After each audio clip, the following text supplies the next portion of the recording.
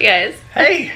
We are back from parks for the day, and we just wanted to do a quick little kind of recap of Galaxy's Edge and talk a little bit about the lightsaber building experience.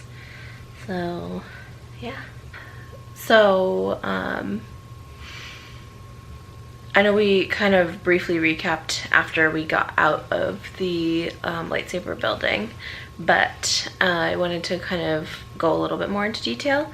I think that it was just so immersive, even down to the guy who was like ringing us out and just like showing us the like scrap pieces, and told somebody to like look out for the stormtroopers who were wandering around and make sure that they weren't going to come find them, before he like took out the lightsaber and showed us the different pieces and was like, so this is, you know, your activator, and this is your what else is there? Grips. Other pieces. And so he came up and started speaking in Mandoa, I believe it's how it's pronounced. It is. The language of the Mandalorian. Which was really cool because if you noticed in any of the videos, my shirt was a Mandalorian logo. So he came up to me and everyone referred to me as a bounty hunter while I was on Batuu, which was really cool actually. And yeah, it was just a really good time. That cast member in particular was extremely nice. And I know a lot of people had problems with them showing them how to build the lightsabers, like not in the workshop, but the way he did it was really clever. Like Meg said, he had everyone watch for stormtroopers, and the way he did it was just really clever. He was like holding the pieces and like handing them to people, like, here friend, hold this for me, but be careful, and was like constantly like checking around and making sure no one was there, and he just made it like very secret and very intense, and it was so cool. Yeah, if anything, the cast members make the experience what it is, and our cast members in Galaxy's Edge have been phenomenal. Yeah, and so another experience when I was inside, I had a little bit of trouble. I think I might have mentioned this already, but I'm just going to reiterate that I had a little bit of trouble putting on some of my pieces. The activators like didn't have a good enough like ability on the bottom half for the piece to connect to it. So every time I tried to screw one on there, it just wasn't like making that bond. So instead of being like, oh, must be busted, the lady was like, oh, you're very intuitive and you can be part of our gatherers, which is the group that are like working in Savi's workshop. Which, interestingly enough, I'm not sure why Savi wasn't there.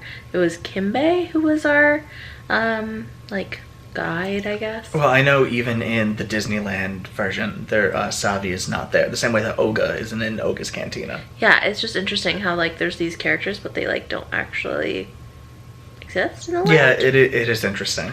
But I think that's going to be different in the rides. It's different because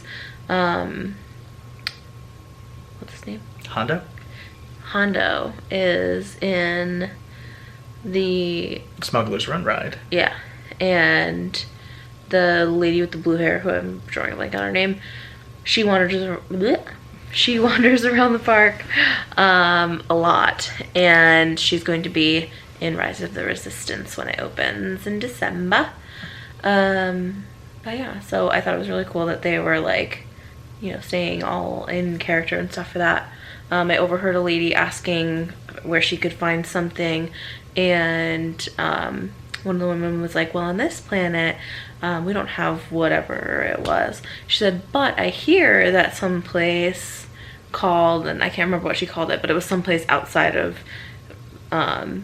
Galaxy's Edge, obviously, in Hollywood Studios. And but she was also being kind of helpful, though. She was pointing in the directions of where the stuff is. So, like, she was staying in character while giving instructions to one of the other guests. So it was really nice. Yeah, it was cool. And the lady at the Coke stand was told us to watch out with our card, because we have one of the Disney visas that has the Darth Vader on it. So she's like, oh, be careful with that card, or be careful with your, I can't remember what she called it, but yeah, it was cool. Yeah, no, it was we basically said it was to keep up appearances with the First Order. And they like, oh, we get it. Yeah, if anything, it really helps to you stay in character when you're in the park. It makes it a lot more fun. Yeah.